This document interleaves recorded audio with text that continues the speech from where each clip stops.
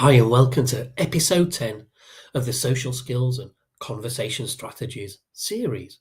My name's Richard Gray, and I'm happy to have you along, whether you're watching me on the live stream or you're listening to me on the podcast. If so, quick disclaimer, I have been told that my voice can be quite hypnotic, so don't operate any heavy machinery for the next 20 minutes. All right, with that out of the way, let's continue and get straight into today's topic, which is rapport building. Now, I have to add another disclaimer here because some people don't like this. Some people say that it doesn't work or that it's unethical because it involves you copying the other person to a certain degree. So some people don't like that and they may never have tried this technique, and it's just a knee-jerk reaction for them to say that it doesn't work or they don't like it. Now, if I didn't like it, I wouldn't be teaching it. But I find it one useful approach to a conversation with a new person, just to help that layer of familiarity develop, lubricate the rapport just a little bit. It's one piece of the jigsaw that you're making a friend picture out of. Let me circle back to what I just said there later on in this live stream. You'll understand why when I get there. I didn't say that picture, making a picture out of or a friendship picture. I didn't say that deliberately. I'm going to come back to that and explain why that's significant. But for now, let's carry straight on. And I want to give you a little bit of context about rapport, and in particular, the rapport that we're going to be using today, because there's advanced layers of rapport building that you can get into, but those advanced levels are for once you're more comfortable and familiar with the whole concept, and you've mastered these basic levels that I'm going to introduce you today. So I will cover them just for informational purposes later on, but right now we're talking about a body language layer. So it's not about verbal and copying what people say. It's more about copying body language movements. So let's say you're in a restaurant or you're in a cafe and you see two couples. One couple, couple A, is a new couple. They're on a first date, so they're not familiar with each other. They don't know each other. And as a result, they're not yet in rapport with each other because they don't know each other. They've not found those connections, that familiarity. Couple B is two people that know each other. Maybe they're good friends, maybe it's a married couple, and they know each other, and so they're in rapport with each other. They're familiar and they're in trusted company. So they are in rapport, and when you see two people that are in rapport or a group in rapport, you see them copying each other's movements on a subconscious level. So, for example, one person at the table leans forward, and a few seconds later, the other person leans forward as well. They didn't do it consciously, they did it at a subconscious level, and they were copying the other person's movement. So maybe the other person leans back, or they cross their arms, they cross their legs, they uncross their legs, they uncross their arms, etc. And the other person might do the same thing a little bit later. And this is because they're in rapport and their subconscious is striving to match each other, and replicate each other's body language. So if one has their arms crossed, maybe the other one wants to be the same and cross their arms as well, so that they're at that familiar level, and each other's subconscious is comfortable because they're on that same level. So that's rapport at a body language level. And when you look at two couples, one in rapport, one in not, you will be able to tell which is the familiar couple, which is the friend couple, and which is the new couple by their body language and by their movements. So try it, become a people observer and have a look for those movements. Maybe sitting in a park bench, just sit there and observe strangers and see if you can tell whether they're in rapport with each other, and so that you can tell if they're friends or whether they're new to each other. a little exercise there for you. But for now, let's get straight on into this technique of rapport building. So, as I say, it comes in 4 levels, and the first level is the matching level. So, let's say somebody makes a movement. Maybe they scratch their chin with their hand, with their right hand, they scratch their chin, or they rub their chin, or they scratch their cheek, or whatever. They do something on the right side of their face, maybe a scratch or a rub or something like that. Now, a few seconds later, you do the same thing. Maybe you introduce a 10-second delay between them doing it and you doing it. And it only has to be for a second. You could scratch your chin or rub your chin just for a second in passing. Now, done subtly in this way, the other person is very unlikely to make the connection. It might feel that you did it and it was obvious to you because you're thinking about it, you're conscious of what you're doing. But the other person is not. They have no idea unless you made that movement very blatant.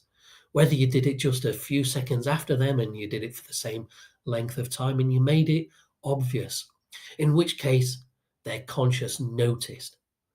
Maybe the first time they dismissed it as a coincidence, but maybe a minute later you're copying another movement that they made and you made it blatant as well. And now it starts to become obvious to them that you're copying them, you're imitating them. And that's when they might call you out, or they might feel like you're making fun of them or you're insulting them in some way. And this is what we don't want. It's in the subtlety. We're trying to bypass their conscious and talk to their subconscious. And so we can do that by introducing a delay and making it very brief. So they scratch their cheek or their chin or they rub it. Just for a few seconds, they do this.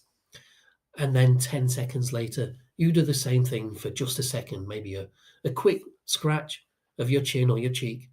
And that's it. The moment's passed. It was very subtle, and you introduced a delay, and they had no idea that you were copying them in that way. Now, in order to make sure that you don't get caught out here, you're not trying to copy every single movement they make. Maybe you just choose every fourth or every fifth movement they make. You see what I'm doing with my body language here? This might be something you choose to copy, but not blatantly. Maybe you just rub the palm of your hand. Sorry, if you're on the podcast and you're not seeing what I'm doing, I'm demonstrating on the live stream. But basically, I'm demonstrating by chopping my right hand into my left palm to illustrate different points or different aspects, a sequence of aspects. And instead of chopping your right hand into your left palm, you could just 10 seconds later, you just, for a moment, you hold up your left hand and you scratch it. And the other person does not make that connection between what they did and what you're doing. It bypassed their conscious and it went straight to their subconscious. The subconscious noticed, even if the conscious didn't. And that's what we want to achieve. So we achieve the subtlety by introducing a delay and only copying maybe every third, fourth, or fifth movement that they make, or even the seventh or eighth movement.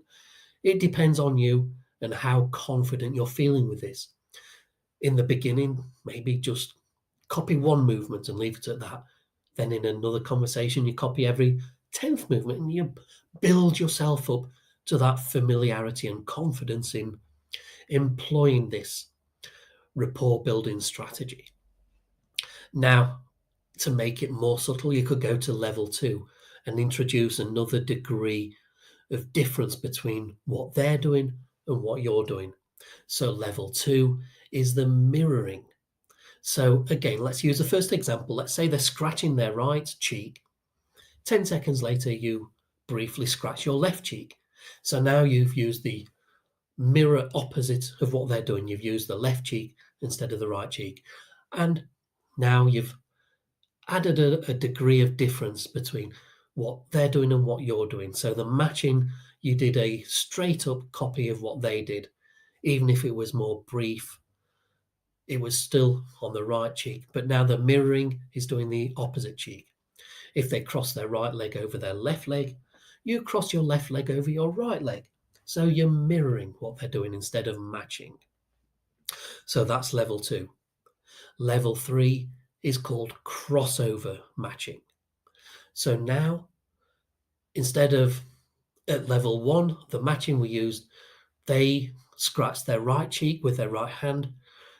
You did the same. You scratched your right cheek with your right hand. In mirroring, we scratched our left cheek. With crossover matching, you use a different body part. So I'm not suggesting you try and lift your foot up and scratch your right cheek with your big toe. That would be ridiculous. But the point is that you're using a different body language and body part to imitate what they're doing or copy what you're doing. Imitate is not the right word. So you're copying at a subtle level and not precisely. So how could you use crossover? Let's say you're sitting down and the other person crosses their arms. So to crossover match, you could cross your legs instead of crossing your arms. And that would be an example of crossover matching. You're using a different body language, using a different body part to copy what they're doing.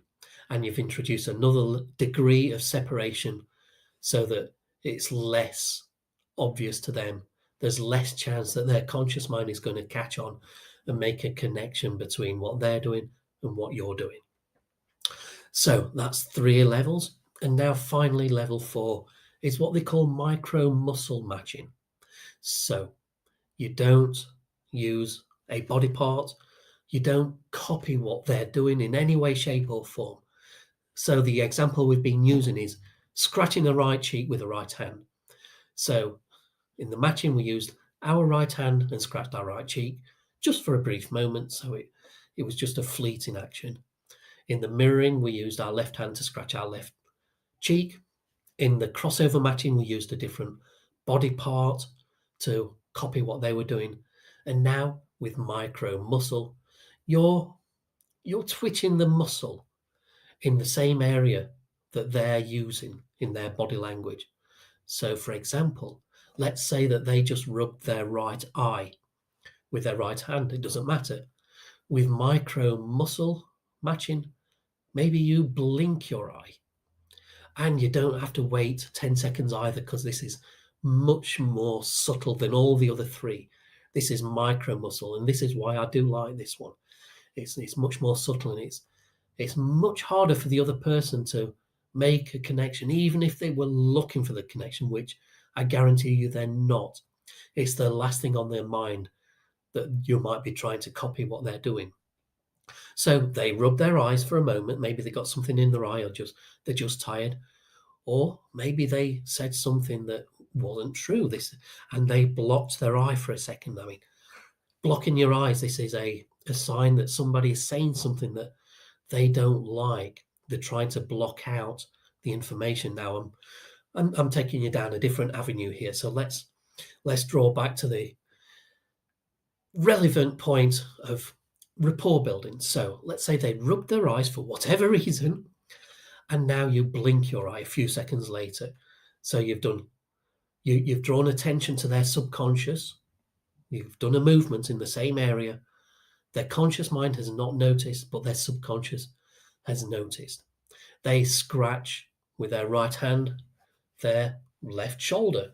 Maybe they're itching their shoulder or some part of their arm, and now you make a micro muscle twitch in that area, a little subtle movement in that area on your right shoulder or your right hand.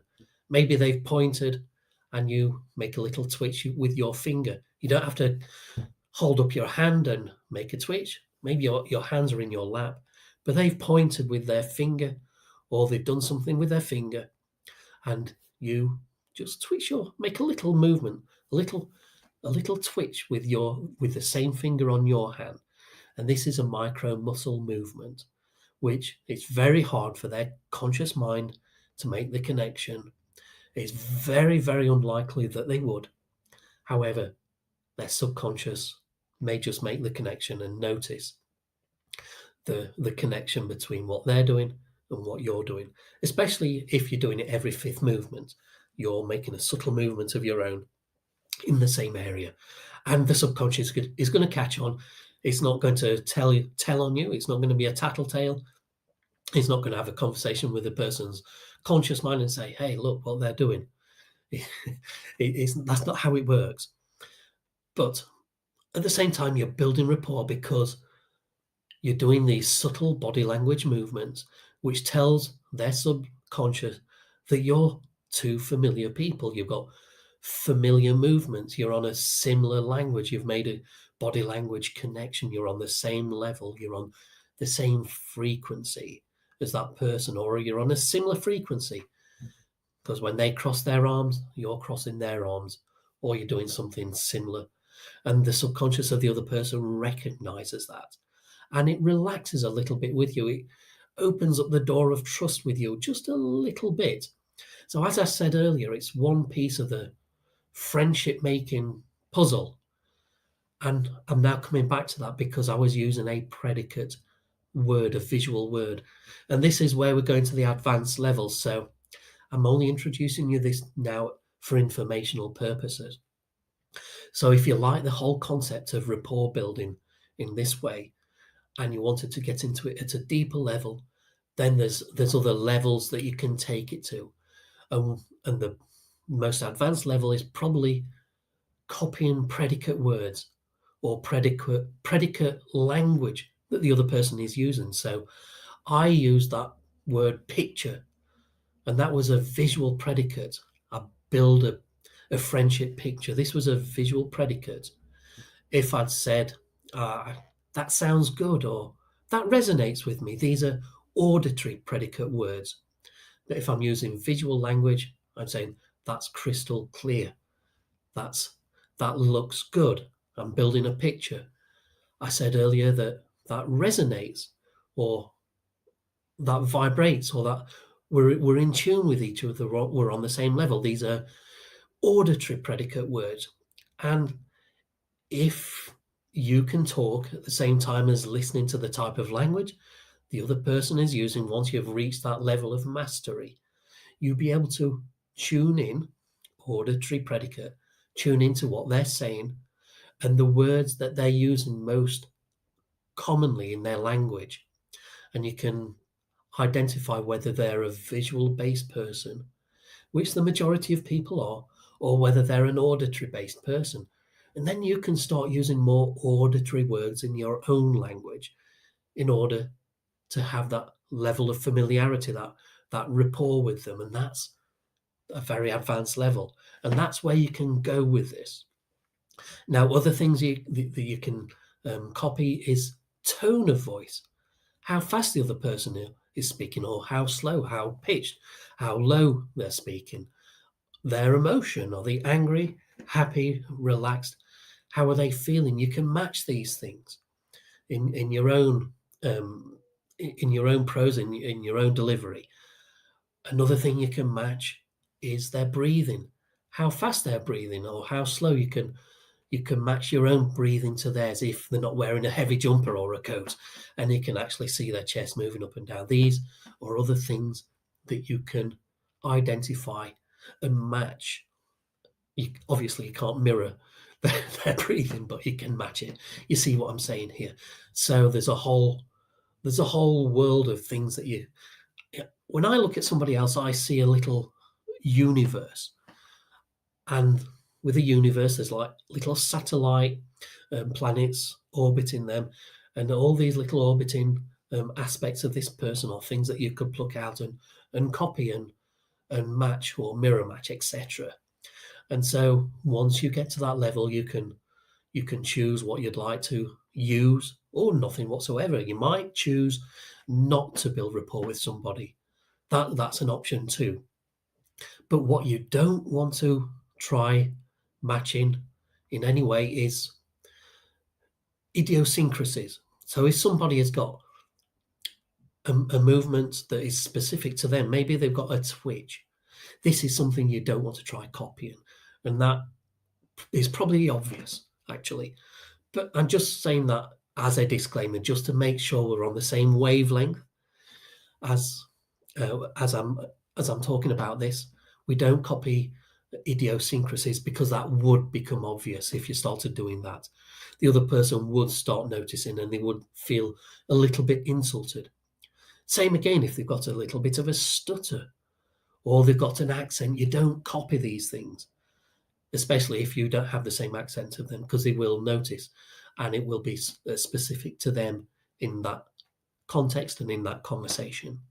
So, with that said, that is rapport building as a strategy for getting to know somebody and accelerating that sense of familiarity, which might develop anyway, but through these rapport building techniques, just might help the journey along and make it a bit more smoother, or make the journey between stranger and friend a little bit shorter. So there you have it in a nutshell. You've got the matching, you've got the mirroring, then you've got the crossover matching, and then you've got the micro muscle matching. That's your 4 levels. Choose the one that you like the best. Try it out. Build up a little confidence. Choose one that you like and just use it once or twice in a conversation until you get some confidence and familiarity with what you're doing. And then try building up on it. Maybe you watch 2 strangers talking in a park, and you just watch them and you match their body language from a distance, just to get into the practice of matching or mirroring somebody else's movements. Okay, that's it for me today. That's it for this live stream. It's been a pleasure talking to you as always. And if you'd like to listen to previous live streams, or you'd like notifications for what's coming up next, PDFs that come with these live streams. Yes, I make PDFs as well as reference points and to the topic that I'm talking about. So you could print it off if you're old school, or you could upload it to your phone as a reference to revise what I've talked about, and just to help you get familiar with it. So if you like the idea of that and you want access to all that, then go to lifeconfident.com/live stream, and you'll be able to join and get these benefits and other benefits as well that you'll find in the live stream lounge area. If you like the sound of that, again, that URL is lifeconfident.com/live stream. Go there now. Not if you're driving, go there later. I'll put it in the notes as well so that you've got a reference point.